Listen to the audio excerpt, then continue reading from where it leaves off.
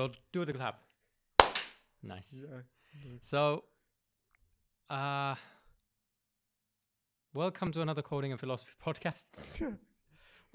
We have Phuoc here, and also Deepa behind the camera. He's there. And okay, so we're gonna be talking about, let's say, digitalization, and we already were discussing Yeah. just before we turned on the mics, and I wanted to make a point. Okay, so I believe that. Can you remind me what were you saying just before we turned on the mics? You were talking about the book, right? So Yeah, that the so- thing pops into my head. So I think like right now there's a chance that like AI will revolutionize the world that we are living in. Mhm. But like because we are human and there's something that the AI want to replicate ourselves, it cannot be because there are many things in life that cannot be expressed as an algorithm. Like so our that emotions. yeah, emotion Exactly. is one of it, and then like you have this because like for the computer to work you need an algorithm, right? Mhm. But those kind of emotion or non-computable thing cannot be expressed as an algorithm. That means like it cannot be fit to the machine and like process it. It's like this kind of thing come back to the early day of AI with like Turing machine about like whether is this kind of function stop or not. It is very basic, but like it's the foundation of the, let's say, it's a computational philosophy. Mm. So those kind of thing. Like, Yeah, and now I remember the point I wanted to make, which is Yeah. that I think I really believe that robots or AI is gonna be the next step in evolution. No It's doubt like- about that. Yeah, so basically what I think is gonna happen, and there's science fiction about this as well, Yeah. is that there's also the quote, human beings are the sex organs of the machine world, which means that we're eventually gonna build something that replaces us. Yeah. And something that is, let's say, like, imagine human beings if we didn't have emotions, how much more efficient we could be, because emotions get in the way. That's why robots are such tireless workers. They can do everything so much faster because they don't have emotions, right? Yeah, true. So I think that's gonna be the next step, is that you're gonna have these robots, and because emotions oftentimes they get in the way of productivity. Yeah, right? true. That's true. So that's what we're gonna do. We're building our replacements. But I can also say that like because we have emotion, so that we have creativity. Because robot do one thing over and over again. If something happen, it might like if without, for example, if it's dumb AI, if something happen in the way for the machine line, how does it respond? Because we have emotion, we have creativity, so we have the ability to think outside of the box. Because like outside of the box thinking is one thing that we want to have with the machine, we want to have with the AI. But so far I think like it's not there yet, because so we need to define like what is thinking outside of the box, what is creativity. So I think like all human being, because we take a lot of things as an input, and also our emotion and memory and instinct and stuff like that. So when we push in a very like dangerous situation, a very trying situation, we know what to do next.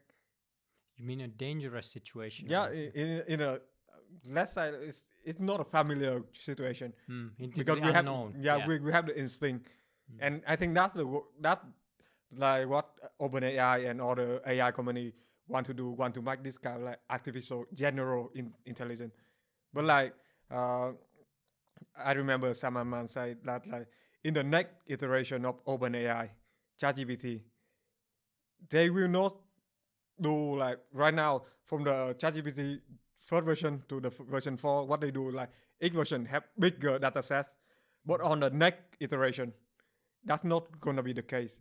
In the next iteration, it's gonna be like how you optimize the AI model with a very limited data set, but it it needs to figure out from that limited data set to think like a human do. Hmm. And I think that's gonna be like very important.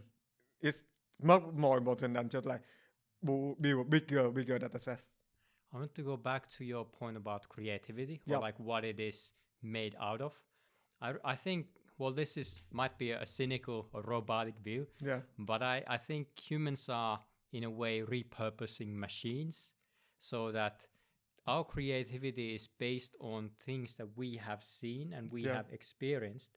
So that's why like machines can replicate that, because there's already art in the world and the machine can just learn from that and Yeah. make something kind of similar but not, you know, a bit different as well. So that's I think at the end of the day that's what human beings are doing as well, right? Yeah. True. True.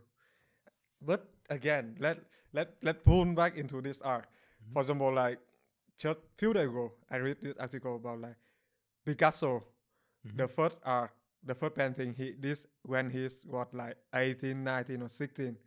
It's very different than the art that he made later in his life. But I think Picasso was Because starting to get. let me say Yeah, about it. yeah, go Because ahead. like at that time, photography come Mm-hmm. and all the arts that like realistic can be somehow replaced by photography. So that at that time, what the banter, what the artists do, they're thinking about new movement, new thing that cannot be captured with the camera. Mm. So for example, like Picasso come up with like uh, cubism, that very like square faces, and that's get some inspired from some kind of African child as well. But like he create his own style. So if I Yeah, understand what you're saying, that uh, this was before photography yeah, became really popular, is that Picasso, what at first the art movement was going into making realistic. hyper realistic, Yep. like, yeah, exactly that kind of art. But then as the photography or like people started taking Yeah. photos, then everyone went, or the appreciation for more abstract art True. became, yeah, okay, I And understand what you're I saying. think that we can also say about AI, in how it's going to affect and how people will find a way to like get their value upper. And I think that's kind of thing is creativity, like how we can make take advantage of the situation, how we can like improve ourselves, how we can create something new, put something new into the world. It's just like Picasso with Cubism, and I think from that time, like there are a lot of kind of art movement that look very weird, very strange, but like because like they cannot do the realistic way anymore, Mm. because it like it can easily be duplicated by camera or film or stuff like that. So how they like put themselves higher in the hierarchy is like making something very new, very creative. So That's, this, yeah. I think that's the one example of creativity of a human being. What do you think is gonna be the new, let's say, just like Picasso back then, Yeah, or like, how it changed the yeah, because now yeah, like making art, for example, it's not because machines can do it. It's so true. common. Basically, anyone can produce it. So what's gonna be the new? How is art gonna change from here? I think like the next generation of art is gonna be very interactive and very like maybe a little bit intimacy. How about something that like uh, something with that interact back to the audience with real emotion. I think this gonna require some technology. Uh, this is very abstract. I cannot like see clearly yet, but this is my imagination. Something that like we because like right now technology make art so easy, and how the next iteration for me is like how the artist gonna use the technology to interact back to the audience, because right now you're just looking at the painting and all the interaction inside your head, but Mhm. like I think in the future how there will be the connection between the viewer and the creator, via the art, via the painting. That's how the technology can connect the two party closer and closer. I think I get a bit of what you're saying. So the the human being is the canvas that is kind of Yeah, used in a way, right? yeah. Yeah. So I think like in the future maybe like the viewer can be also the object of an art from an artist.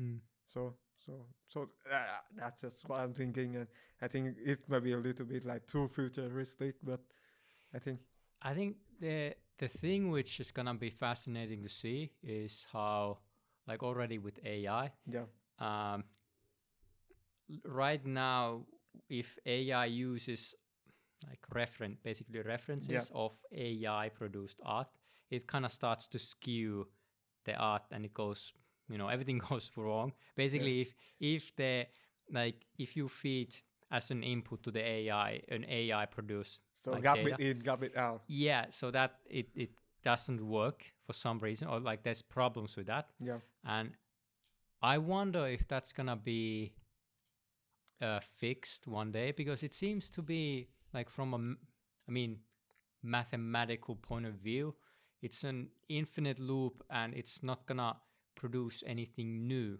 right? yeah, So how can you? It's not a. It doesn't. To me, there seems to be no mathematical like solution to that, yeah, right? yeah. I think like this because of the statistic background of the AI. So because it rely a lot of statistic, and Mm. so based on those statistics, it will decide how the art will look like. And yes, it will be based on the reference. And yes, we are still not have the solution for like how we can prevent the garbage in, garbage out, because like there are limited amount data sets. So so I think like this question we need to see from the research field. There are attempts being made, but so far I also stand with you on this viewpoint about like how can it be like again how the machine can think outside of the box Mm. in this case. And I also think that, like earlier, I said that the next, well, this kind of fights against my theory that the robots are going to be the next step in evolution. Yeah, Because let's say robots, there's nothing but robots in here. It's like yeah, Matrix, if you've yeah, seen it. Then that limits the because the robots basically don't have emotions which drive their creativity. yeah, So it kind of, it becomes a loop. yeah, Everything that they do, they're not producing anything new. They're just consuming already existing like things, yeah. right? So yeah, that's in a way maybe humans are needed. So maybe robots cannot replace us, but maybe they will become the masters and they will start to, like, the same way we use right now AI. In the future, it might be that the AI uses us. Well, I think like because we have been in the evolution for like million of years, Mm. and if something not good for us, it will somehow we will remove them. So if AI become our master and it benefits ourselves, Mm. I think we will accept that as a fact. For example, like in space exploration, the human body cannot easily sustain to that kind of like space environment. So in the future, I think like instead of us going to the outside space to Mars or something like that, robots will do is for us.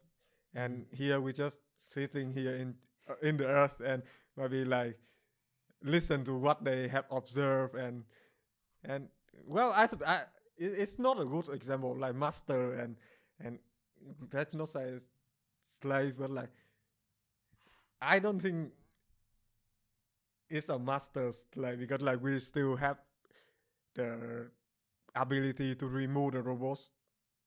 Well, for now, For yeah, now, but yes. it's gonna, there's gonna be a point where we cannot. And I say we already can't, because they are too important for us. It's Yeah. like shooting yourself in the foot. It's like you. you become too dependent, or we have become too dependent on them.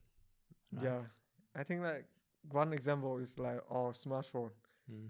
Many of us cannot like live without a smartphone, and either can we see these are the master of ourselves? Not yes, but like Yeah, in a way, maybe the machines have already they have already taken a hold of us, or it's like yeah, coming, yeah. and yeah, So maybe it's already master ourselves without we acknowledge. but at this point you can still be the master of Yeah, yourself, right? You yeah, can, like, there's nothing kind of, the machines aren't forcing yeah, you to use them, right? You just use them oftentimes because of your own weakness, right? yeah, And that's why, like, I feel when people say the dangers of social media, the dangers of technology, it's really the root of all problems in the world are weak humans, or weak-willed humans, or well, weak. you aren't talking about very average Joe. I think like 70% of Earth human being can be categorized as weak in that case. I mean, totally. Yeah, And it's that's so it's not the technology that's, well, bad. yeah, I never believe in that some new innovation is bad. It's that we don't know, or we don't have we don't have the mastery of ourselves to use it, yeah, to live in a world with it, you know? yeah. I think like this guy because like most of our thought process are unconscious or subconscious, Hmm. and how we addict to this smartphone, for example, like you just swiping on TikTok or something like that. That's your very moral time. It's just your unconscious. You want to play or your mind with this kind of like uh, comedy or something fun that you see on TikTok. Hmm. So you just like lying on the bed, swiping, like without you acknowledge that kind of stuff. And yes, I think like maybe with the smartphone we still have the ability to override the the mm, some kind of like the recommendation made by the smartphone. But with the AI, will we still have the ability to override the AI decision? I think we will always have that, Yeah, because no matter how, in a way, I think human beings, or our willpower, yeah, is limitless. We can always have more, and we can always be better. yeah, We can always resist more. So at the same time, if we think about the A, or the, for example, the YouTube recommendations, or yeah, like this, the AI, the more it learns about us, the more kind of better recommendations, yeah. more tempting recommendations it can True. make.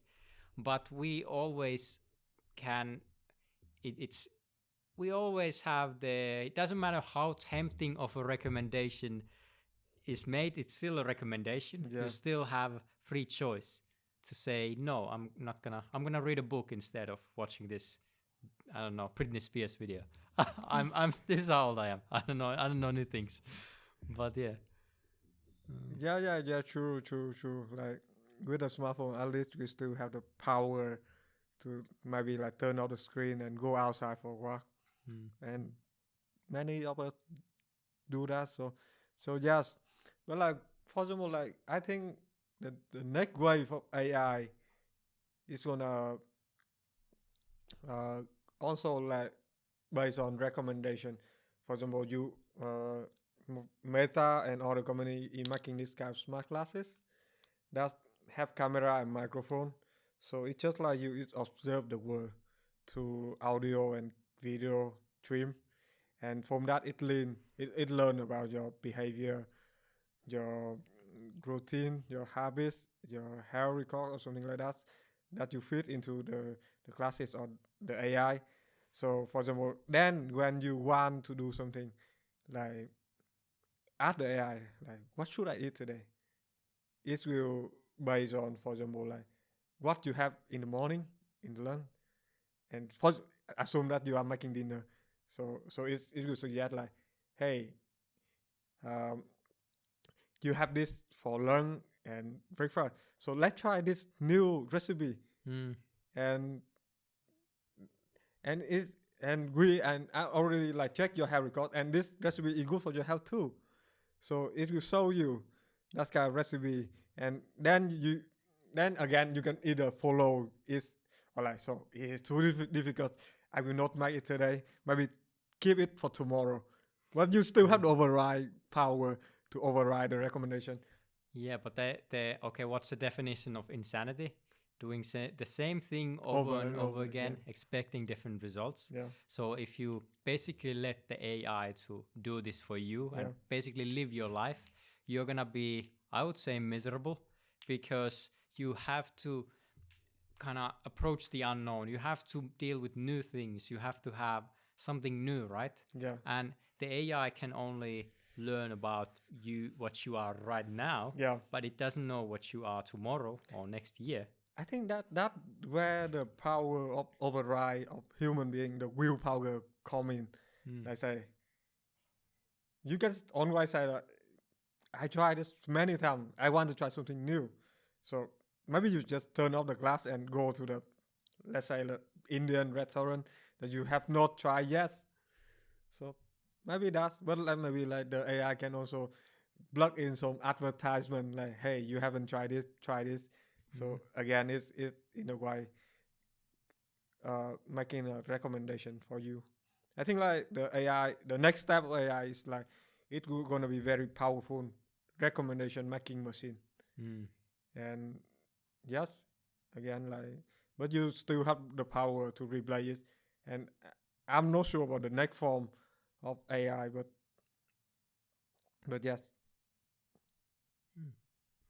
And I also, well, before we go into the next form of AI, yeah, I think I want to be personally, or like what I'm driven by, is helping to build the kind of current form of AI. yeah, And to me, that means digitalizing companies and digitalizing the world that we have. yeah, You know, making this physical, making a digitalized version of the physical world we live in now, and that way the AI will have more yeah, information more and will data, be yeah, more powerful. And that more powerful AI means that we can use it in more powerful ways, yeah, and we can.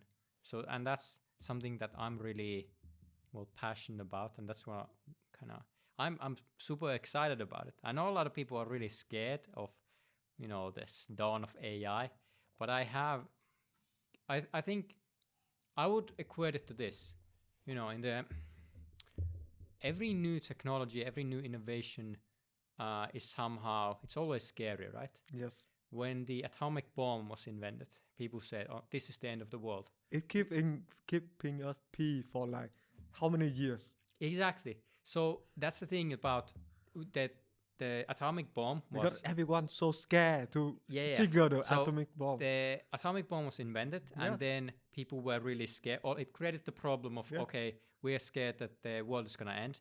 But what the solution was, the MAD strategy, which yeah, is mutually assured destruction, which means that, hey, if you nuke us, we will nuke you. yeah, So let's nobody use any nukes. yeah, So like you said, it created peace. yeah, So I think whenever there's a new groundbreaking innovation, it's always gonna be there's the same process kind of happens, is that a lot of people are really scared at first.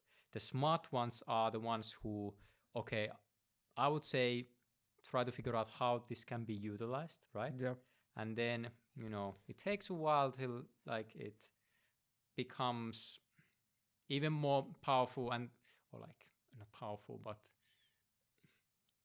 it takes a while till the smart ones make money with it. yeah. Let's put it that way. Take advantage of the Take situation. advantage of it. Yeah. Yeah, And or like, here's another example. What I see being talked about is how the AI it's gonna, or machines in general are gonna take all our jobs, and we're not gonna have them, right? But and there's a lot of like discussion about that. yeah, The same way there was a discussion about when what do you call it, the sewing machine came out, and people were saying that, oh no, now the machine can do the work of a human, and then there was a lot of upset about that. it's taking our jobs, damn it. So in a way, all this discussion is cyclical. We have the same discussions over again, the same problems. And I feel if you're able to kind of see the strings that control the system, you cease to become so upset and cease to become so afraid of these, because everything that has happened or is gonna happen has already happened. Yeah, I think like one thing with the previous generation of like machine is like when machine come, it make our productivity much higher. For example, sewing machine. So and when and other time like the population also expand. So that means also like more demand for the stuff. And right now we have the mean of production, better mean of production, so we can miss all that kind of demand. And it the machine at that time it's not kill any job.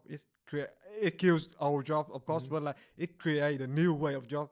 But like right now, what the AI and that kind of robotic doing, like because labor work is right now is very expensive, but like some company already apply robotic to replace the human in that case. But like I don't see those kind of human, those kind of labor can be replaced in any day because, for example, like in US, there's some kind of restaurant that oh, right now only have machine. So They have it what? only have machine to make for the make your order, take your order. So a fully automated Yeah, automated. restaurant. Yeah, Oh, okay. fully automated restaurant. And also like for some warehouse worker, Amazon this year I think like they make like 100,000 robot just for like moving the in their warehouse doing the logistic. Yeah, And I think right now the human what they will do like they will get the bucket flat to the truck. And They do what? so for example like in the warehouse they have this kind of machine that like sort the order. And those kind of order will be lost this on the truck. And only the only human not in the kind of like loop is the truck driver and maybe one or two more guy in the worker instead of like before this kind of robot there are a lot of people working in the warehouse. But because like the labor becomes so expensive right now they are trying to replace the low skill worker with robots. and and I think like it will create the problem for the society. And that I think the government need to take care of this because like how you can provide a good living condition to those who will be replaced by robots. But I would say, But like we're talking about the yeah, good living yeah, conditions. We live, we live better now yeah, than the richest king lived 2,000 years ago. yeah, yeah, So true. it's all relative, right? Yeah. And kind of, I think a lot of the times when people talk about the good living, like everyone's entitled to, especially in the Western world, I feel like I get tired of hearing it because we are so ungrateful of all the things that we have here. Yeah. And we don't really have starvation here. People say people don't die of hunger. Yeah. It's something that actually happens in the third world countries. But yeah, we don't have that. We don't have like we don't have warlords fighting over territory, and then we kind of have to be afraid of, okay, who's gonna take over this area right now. We don't have diseases. Like Yes. very few people actually die of diseases. Like this is something that's what in the past 100 years it was like that's Yeah, yeah, technology make our life better. yeah. That we cannot deny. But like the thing is like how the society will adapt to this new way of AI technology that replace those kind of like job that we I think like for example the low skill labor actually the the foundation of the society. And what happen if they are being replaced because let's say like there are 40-60% of them. And I think like this the government will need to show by maybe social benefits like in the Nordic country already do this kind of thing. Maybe will be adapt to more country, I guess, at least. So everybody they can have for example like the basic life. But like if you want to have a better life, you need to bring the human factor, the creativity to what you're doing to get the better piece of the cake. Yeah, definitely. Yeah. I think human creativity is gonna be even more important in the future. Yeah, because the low skill, and I think this has always been the case. Yeah. Because as we progress as humanity, the low skilled laborers, they kind of get phased out by machines. Yes. Because they get automated. Yeah. But you're never gonna be able to replace, let's say, some positions or workers which use a lot of their creativity, right? Yeah. So that's if you want to have a job, you should find a creative job, I would say. Yeah.